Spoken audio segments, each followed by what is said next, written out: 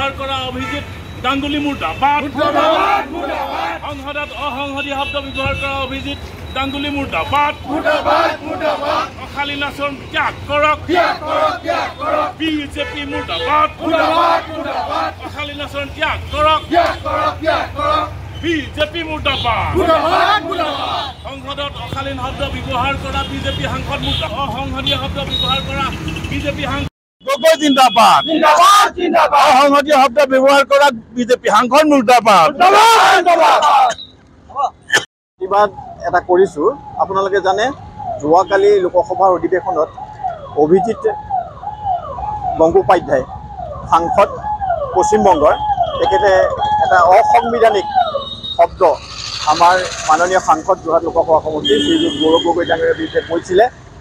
আৰু এটা কথা আমি পৰিলক্ষিত হ'লোঁ, অধ্যক্ষই যেতিয়া গৌৰৱ গগৈ ডাঙৰীয়াক সুধিছিলে যে আপোনাক কি শব্দ কৈছিলে, কিন্তু গৌৰৱ গগৈ ডাঙৰীয়াই এটা কথাই দাঙি ধৰিছিলে যে অসাংবিধানিক শব্দ এটা আপুনি মোক ক'বলৈ যত্ন নকৰিব বা মুখৰ পৰা ওলাবলৈ আপুনি চেষ্টা নকৰিব। তাতেই আপোনাৰ গৌৰৱ গগৈ ডাঙৰীয়াৰ ব্যক্তিত্বটো প্ৰকাশ পাইছিলে।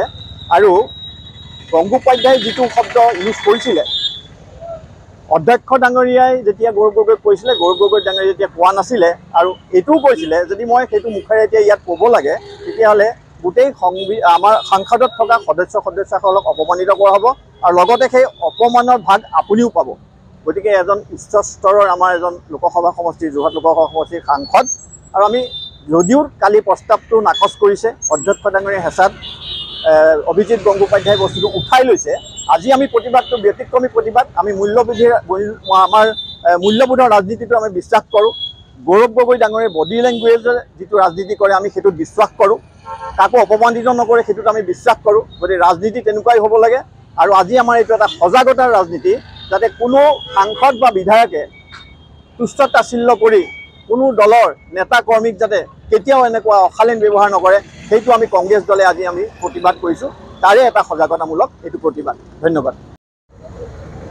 আপোনালোকে যেনে কালি সাংসদত পশ্চিমবংগৰ এজন বিজেপি সাংসদে তেওঁ অভিজিৎ গাংগুলী, তেওঁ আমাৰ কংগ্ৰেছ দলৰ সাংসদ তথা লোকসভাৰ বিৰোধী দলপতি গৌৰৱ গগৈ ডাঙৰীয়াৰ বিৰুদ্ধে অসংহতীয় শব্দ ব্যৱহাৰ কৰিছে।